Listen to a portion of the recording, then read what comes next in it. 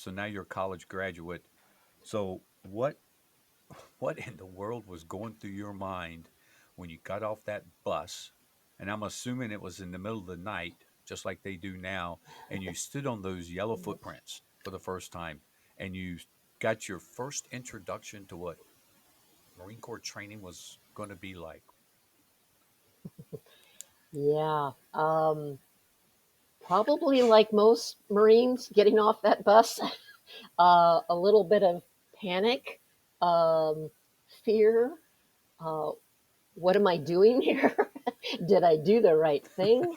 Um, but um, but I think my memory is maybe a little bit different from a lot of younger Marines that I talk to today.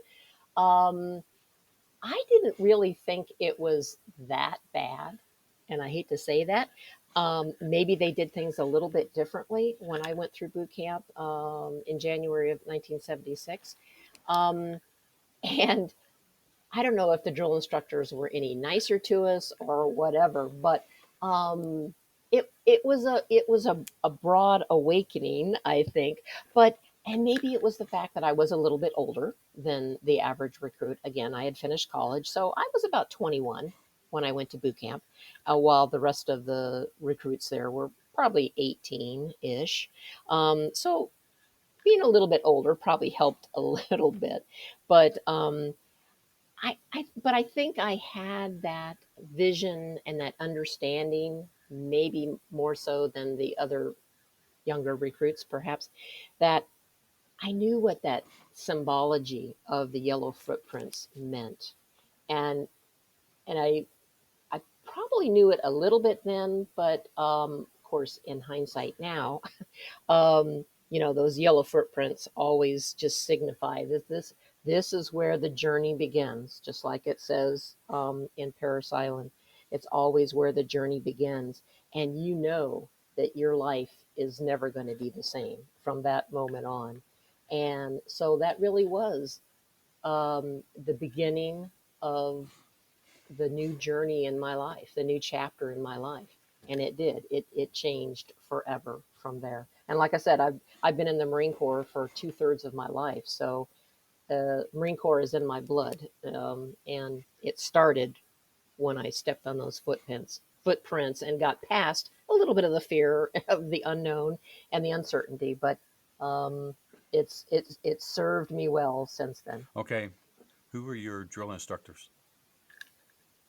Oh my gosh, you're Oh, gonna put me you on the don't spot. remember? Okay. Oh, I. Okay, hold on. um, it was Sergeant Potter, Okay, and oh, she's gonna kill me. My senior drill instructor was, oh, Marianne could probably help me because she had the same one.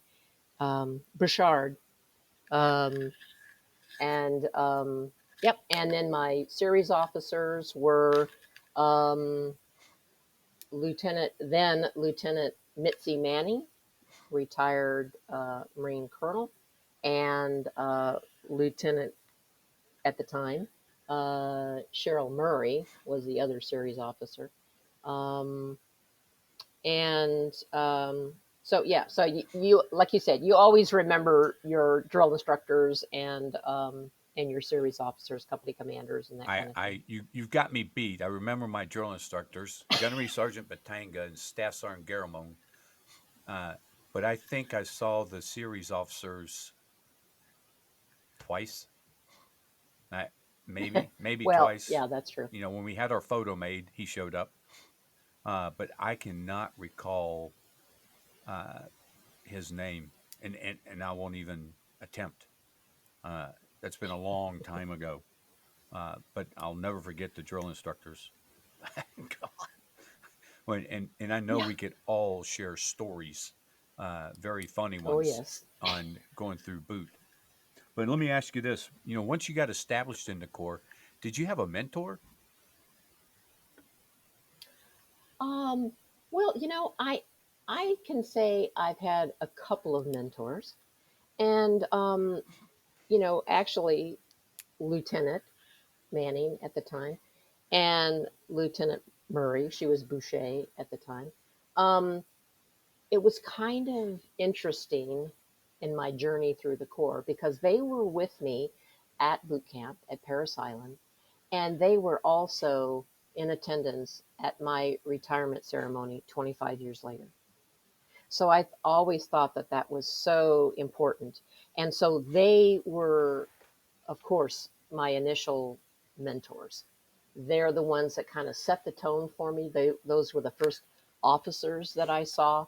Um, and and I've actually kept in touch with a couple of my drill instructors as well too, and and they're WMA members, and they look back at me and tell me too that Rhonda, you were just always an outstanding recruit, and you did so well. We're just so proud of you and all that, and so to have that kind of almost turn the tables, where you um, looking at who your mentors are or who you think perhaps you mentored in throughout your career. Um, there were other times where I had male Marines who were my mentors because, again, back in those times, there were not that many women Marines in the Corps itself. And so most of the duty stations that I was at did not have, I was the only female Marine there. Oh, And wow. so a lot of my mentors ended up being senior enlisted, Wow. which I found really interesting. But it was a really great experience to so you we didn't have the opportunities as women to really find and be in the company of a lot of other female Marines. So it was difficult to have mentors.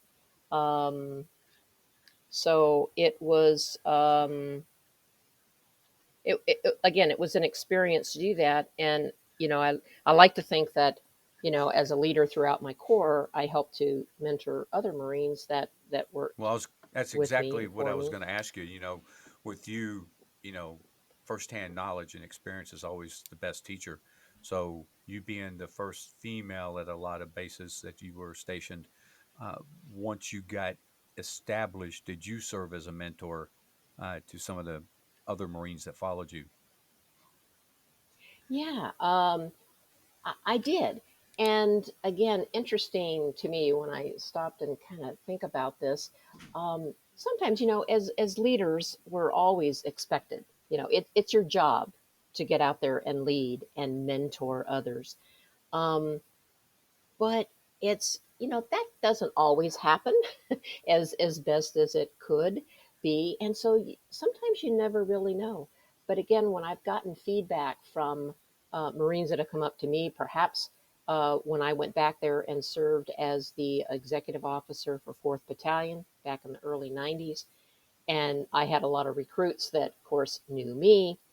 um, and again, I was in a position of leadership and hopefully mentored them to go down the right path in the Marine Corps. But it wasn't until, again, years later. As a matter of fact, I had a Marine come up to me. She was a Marine Staff Sergeant who came up to me, and she was one of my recruits in Parris Island. Now, unfortunately, I didn't quite remember her, personally, but she came up and she was so proud of me, and she had this relationship with me. She felt that I was her mentor, and she wanted me to sign her book and all that. And so sometimes as a mentor, you don't really know that you're mentoring others. Um, and you don't realize what an effect you're having on other people's lives. I always like to use the analogy. I love the movie It's a Wonderful Life.